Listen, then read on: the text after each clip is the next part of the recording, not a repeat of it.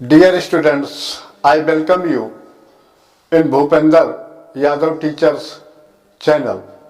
Today I will teach you the use of there. Many students have applied to teach me the use of there. There शब्द का अर्थ हिंदी में वहां होता है, लेकिन जब देयर शब्द का अर्थ निकालेंगे तो वो एडवर्ब का काम करेगा। लेकिन वाक्य में देयर का प्रयोग इंट्रोडक्शनरी सब्जेक्ट के रूप में किया जाता है। यह किसी संज्ञा का परिचय करवाता है। संज्ञा का मतलब किसी कॉमन नाउन। देखिए हमने लिखा है देयर का प्रयोग किसी जातिवाचक संज्ञा का परिचय करवाने के लिए किया जाता है। लेकिन जब यह किसी संज्ञा का माने कॉमन नाउन का जब परिचय करवाएगा तो इसका हिंदी में जब अर्थ निकालेंगे तो देयर का अर्थ वहां से नहीं लेंगे, बल्कि उसका कोई अर्थ ही नहीं होगा। अब बात आती है कि देयर के प्रयोग में क्रिया किसके स्थान किसके अनुसार आएगी। तो देखिए पहला मैं अनुवाद दे रहा हूं आपको। ये देखिए एक लड़का है। अब देखिए यहां पर लड़का है, कौन है? एक लड़का। तो ये कर्ता के रूप में है, कर्ता क्रिया दोनों साथ में है। तो जब कर्ता क्रिया सामान्य परिचय में जब हिंदी में अनुवाद करते हैं तो सामान्य रूप से हम यह देखते हैं कि जब कर्ता क्रिया साथ रहेंगे तब देयर का प्रयोग होगा। या इसको इस तरह से नहीं समझ पाते हैं तो इस तरह से समझिए, जब वाक्य में किसी प्रॉपर नाउन का परिचय करवाया जाए तब वहां पर हम देयर का प्रयोग करते हैं। इसीलिए इसको इंट्रोडक्शनरी सब्जेक्ट कहते हैं। और चूंकि इस शब्द का अर्थ हिंदी में अनुवाद करते समय नहीं लिया जाता है, इसलिए इसे डमी सब्जेक्ट भी कहते हैं। तो इस तरह से आपको यह समझ में आया होगा कि देयर का प्रयोग हम सब्जेक्ट के रूप में जब करते हैं तो उसका हिंदी में अर्थ नहीं निकलता है। तो यह क्या करता है? यह किसी का परिचय करवाता है। जब किसी का परिचय करवाता है तो इसका अर्थ नहीं लिया जाता है, इसलिए इसे डमी सब्जेक्ट या क्या कहते हैं, डमी सब्जेक्ट या इंट्रोडक्शनरी सब्जेक्ट के रूप में इसका प्रयोग किया जाता है। अब जो क्रिया के पास जो कॉमन नाउन जिसका परिचय करवाया जा रहा है, जिस कॉमन नाउन का परिचय करवाया जा रहा है उसके अनुसार क्रिया लगेगी। जैसे एक लड़का है, पहले सामान्य वाक्य में देख लीजिए, एक लड़का है। यहां पर किसका परिचय करवाया जा रहा है? किसी एक लड़के का। तो इसलिए एक लड़का है तो क्रिया इज आ गई, there is a boy. There is a boy. जब किसी एक संज्ञा का परिचय माने कॉमन नाउन का परिचय जब हमें देना होता है तब वहां पर हम देयर का प्रयोग करके और एक वचन क्रिया लगाते हैं। इसका अनुवाद आपको तीनों टेंसों में मिलेगा। जैसे एक लड़का है तो देयर इज ए बॉय, एक लड़का था तो देयर वाज ए बॉय, एक लड़का होगा there will be a boy. तो इस तरह से हम तीनों टेंस में इसका प्रयोग कर सकते हैं। इसका निगेटिव भी प्रयोग करेंगे। जैसे एक लड़का नहीं है, there is not a boy, there is not a boy, there is not a boy.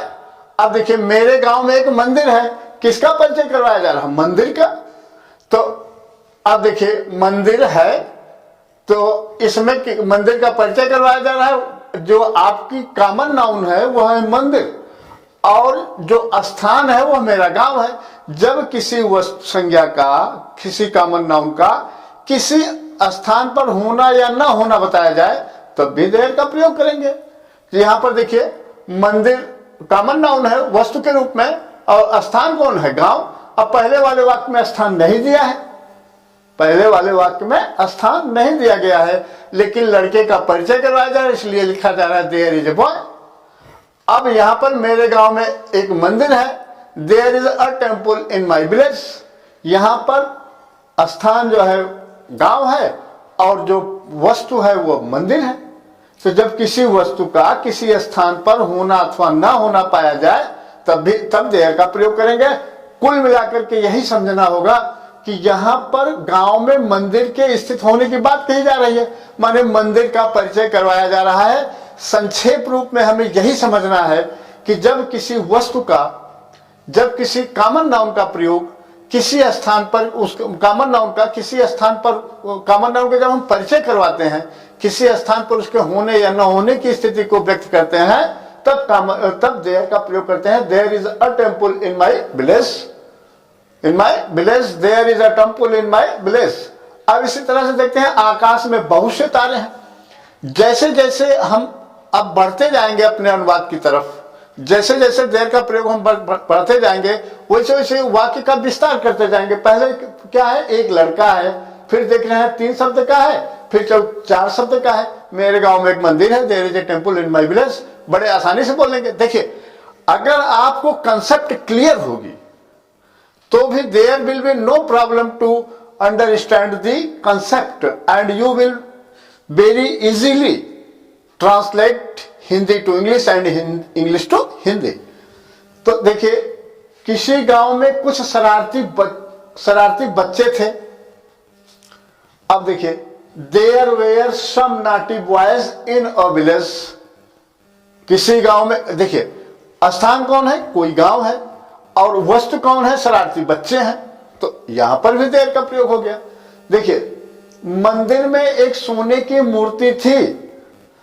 There was a golden statue in the temple. अब हम इसका निगेटिव बना सकते हैं। किसी मंदिर में एक सोने की मूर्ति नहीं थी, मंदिर में एक सोने की मूर्ति नहीं थी। There was not a golden statue in the temple. क्या, अब इसका निगेटिव इंट्रोगेटिव बना लीजिए, क्या मंदिर में सोने की मूर्ति थी? Was there golden statue in the temple. इस तरह से दिए गए किसी भी वाक्य को हम निगेटिव में, इंट्रोगेटिव सेंटेंस में बड़े आराम से उसका अनुवाद कर लेंगे। जैसे एक लड़का नहीं है, there is no a boy, there is not a boy. अब देखिए, मेरे गांव में एक मंदिर नहीं है, there is not a temple in my village.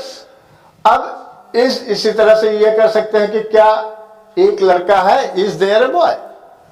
क्या मेरे गांव में एक मंदिर है, is there a temple in my village. अब आकाश में बहुत से तारे नहीं हैं, there are no many stars in the sky. क्या आकाश में बहुत से तारे हैं, are there many stars in the sky. तो इस तरह से किसी गांव में कुछ शरारती बच्चे थे, इसका निगेटिव बनाएंगे। तो क्या किसी गांव में कुछ शरारती बच्चे नहीं थे ना? There were not some naughty boys in a village.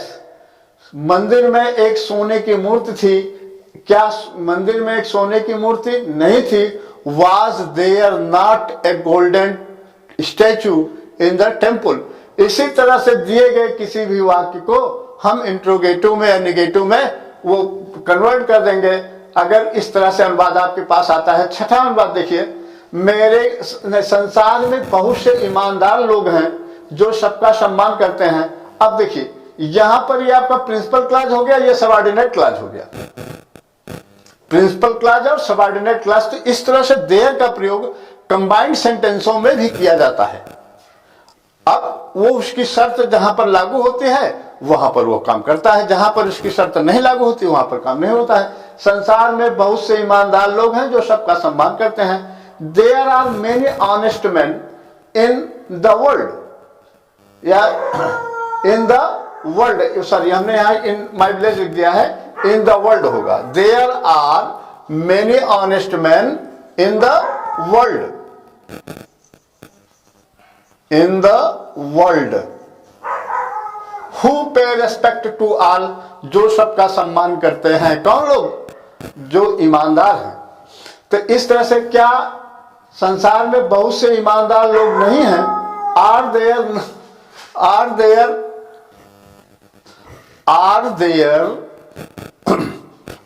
There no many man in the world who pay respect to all.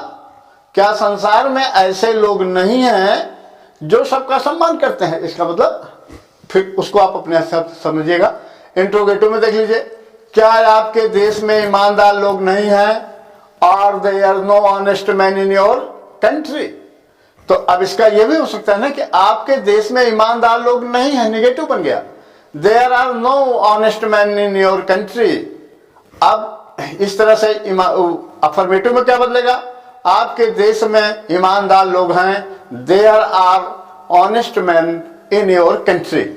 इस तरह से आप देखिए एज एन एडवर्ब, देयर का प्रयोग एडवर्ब की तरह होता है जब बाद में देयर का प्रयोग मतलब जब वहां शब्द उसमें आता है तो स्थान नहीं हो न स्थान का नाम न बता करके देयर का प्रयोग वहां शब्द आते हैं। जैसे मैंने वहां बहुत सी चिड़िया देखी, I saw many birds there, I saw many birds there, या वहां पर एक इमारत होगी, there will be a minaret there, वहां एक इमारत होगी। चूंकि यहां पर कर्ता आई जो है प्रत्यक्ष रूप में देयर का स्थान ले रहा है, इसलिए यहां पर देयर का प्रयोग नहीं होगा, क्योंकि यहां पर कर्ता प्रत्यक्ष हो जाता है। अब इसी प्रकार से हम देखेंगे कि वहां पर बहुत से लोग थे, देयर वेयर मेनी मैन, वहां बहुत से लोग होंगे, there will be many man, क्या वहां बहुत से लोग होंगे, will there be many man. इस तरह से हम इसको अपने जिस प्रकार से वाक्य हमको मिलता है हम उसका प्रयोग करते रहते हैं। हाउ के साथ हम देखेंगे, प्रश्नवाचक शब्द हाउ के साथ देखिए, हाउ मच और हाउ मेनी जो